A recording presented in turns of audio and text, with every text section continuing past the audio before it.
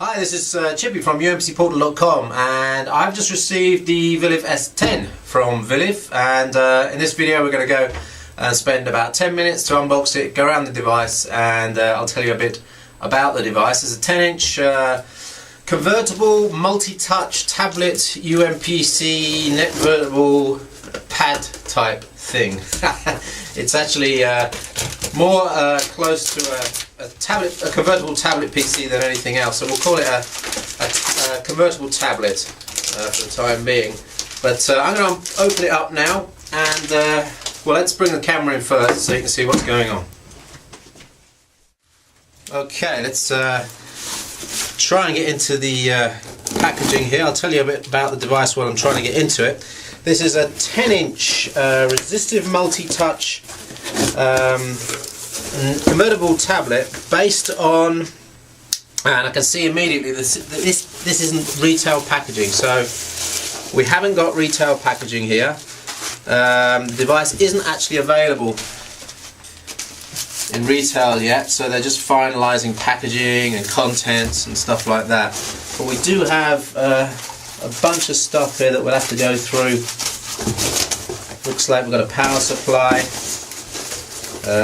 some other pieces of cardboard here with nothing in. Looks like that's pretty much it. Okay, lots of shrimps in there. So not retail packaging. So as I was saying about the specs, Intel Atom Z530 processor, which is the 1.6, but they're also offering this in 2 GHz version with the Intel Atom Z550 processor. I'm not sure if this will be the 550 version. It's also coming with a 3G option, and again I'm not sure whether this will have 3G built in. So, okie doke, there we go. There it is. Actually, it's looking even nicer than when we saw it at CeS and IDF. And this, I'm told, is about 98% complete. There's still a couple of weeks to go before they have it finished, I'm guessing. But let's have a look quickly around the device. There you go, and there's that convertible aspect of it. You've pretty much got a tablet PC there with a multi-touch screen. This one's running Windows 7 Home Premium.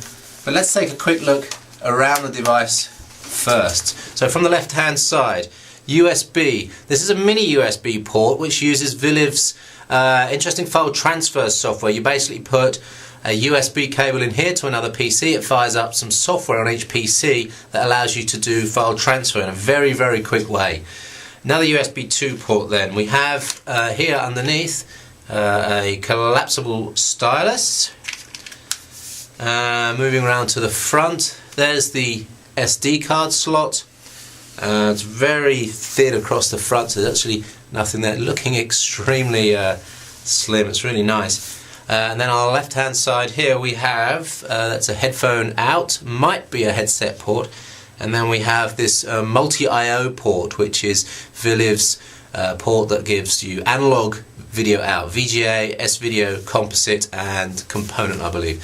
There's the DC in. There's also on this side the VGA, a separate VGA out port. So looking underneath the device, it's fairly neat and tidy. We've basically got a battery compartment here. Let's just open that up and unlock it to see if there's a 3G slot in there. Okay. Not seeing, that's probably the SIM card slot just in there, although it's not marked up. So the battery's pretty large. I think this is about a 45 watt hour battery, equivalent to a very high quality 3-cell on a netbook. Pretty lightweight. There's no markings on the device, so clearly not. It's not a production battery yet. So let's just lock that and lock that here. Okay, that's good. And then this, actually I'll have to take the battery off again, investigate this part. Let's have a look, see what this is. Is this going to be something special? I don't know. There's a high possibility that I'll break that. It's not coming out very easy, but it definitely says, there we go.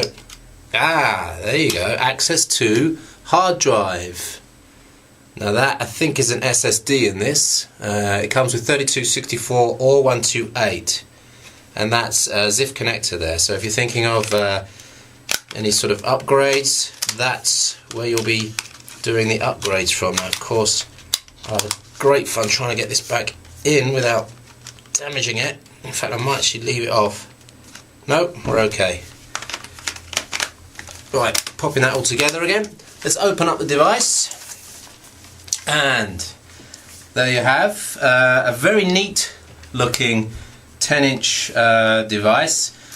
The keyboard is actually pretty good. I've tested this out a number of times before. Left and right shift key single, left and right mouse button on the pointer, and the pointer is not huge. I'm not 100% sure if that's a multi-touch pointer. I hope so. There's a microphone input there. We've got the usual lamps, and then the power on off button here. I'm going to hit the power on off button to see if we've got any juice in it. It looks like there might be something in it. Up on the top we've got a webcam, and this is the multi-touch resistive screen, 1024 by 600. So it's in terms of plastics, really nice. This is definitely a quality looking device, and it's very slim. When I look at my Gigabyte T1028 that I have here next to me, that's much bigger, fatter, and frankly uglier device than this. This is pretty beautiful. And here we're booting into Windows 7 Home Premium. So I'm just going to log into that, move the camera angle, and then show you some views from Windows 7. So we're booted into Windows 7 now, and I've checked out the device. We've got a 1.6 GHz processor, 1 GB of RAM. 3G module is included in this. The multi-touch is working, and we've got Windows 7 Home Premium.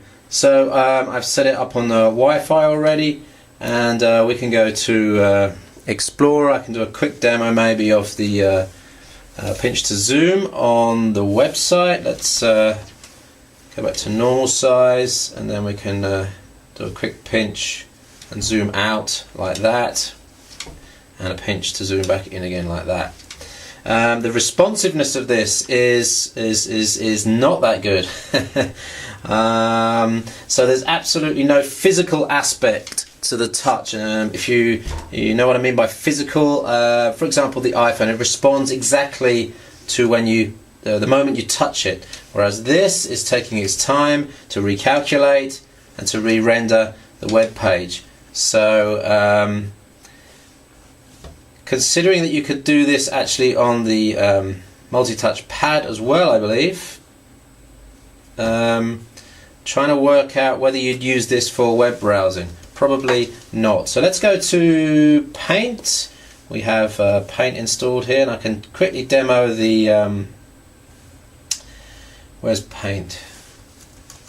I can quickly demo the multi-touch and the fact that it's 3 points. So let's get a nice thick line for you. We've got 1 point touch, 2 point touch, and 3 point touch.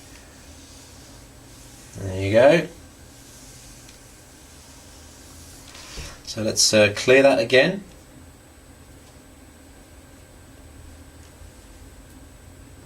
Save that.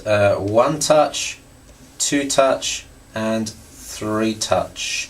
You'll notice that there's a little bit of jerkiness in the line here. It's either indicating that the sample rate is not that good, although with single touch the sample rate for the resistive touchscreen looks pretty good. What's possibly happening there is that it's simply a processing issue. Paint is struggling to keep up with 3 points at the same time. Okay, right, I want to show you something which will be important for many tablet users before we just shut this video off. Of course, we'll be doing full tests, and on Monday, next Monday, we'll be doing a live review session of this at umpcportal.com/live with JKK Mobile, who also have a S10. But let's just flip this into no auto rotate on this. Maybe I need to set that up. But what I really wanted to show you was the problem of vectoring. Now, vectoring doesn't occur as it does on a traditional pad. As you can see, I can type here quite well, but what's happening underneath is that you're getting the second point registering on the screen. So although there's no vectoring, you really do have to still keep your finger off. There's no palm rejection in the technology, and that's also important for when you go to text input, and we'll just demonstrate that now by going to the text input panel. And if I pull out the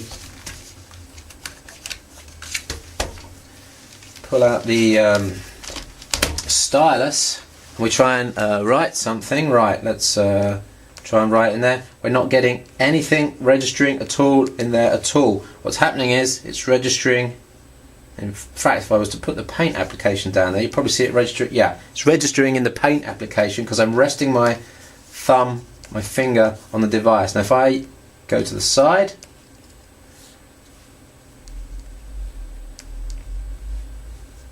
then it works. Oh, I'm really not a great handwriter, but actually it worked it out pretty well. So that's an issue for those of you who are looking for natural handwriting input and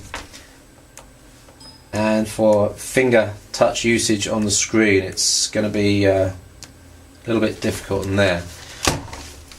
But we have the full Windows 7 Home Premium working. This is the 3G modem installed. We'll test the webcam.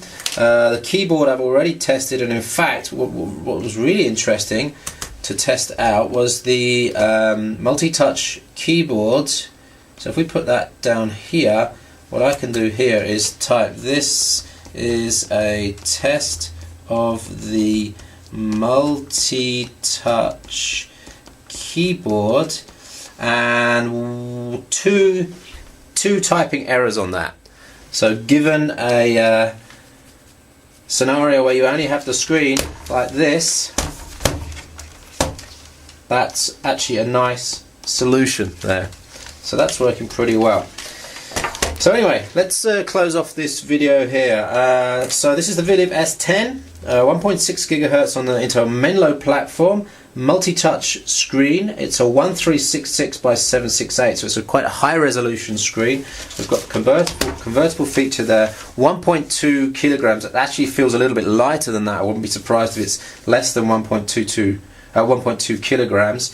We've got 3G, we've got what Viliv says is a 10-hour battery life, so we're going to be testing that. 1 GB of RAM, some might question that, and personally I'm still to find out the value of multi-touch, the productivity value of multi-touch, and that's probably because I haven't had a lot of experience with multi-touch on these devices yet.